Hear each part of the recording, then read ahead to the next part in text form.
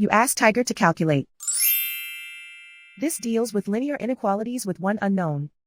The final result is m smaller than 8. Let's solve it step by step. Group all constants on the right side of the inequality. Add 3 to both sides.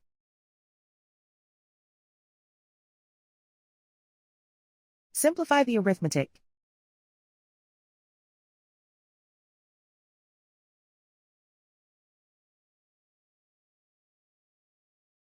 Isolate the m. Divide both sides by 2.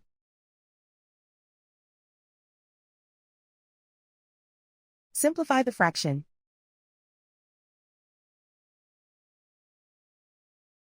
Find the greatest common factor of the numerator and denominator.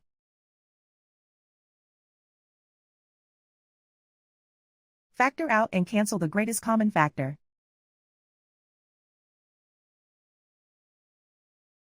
Plot the solution on a coordinate grid.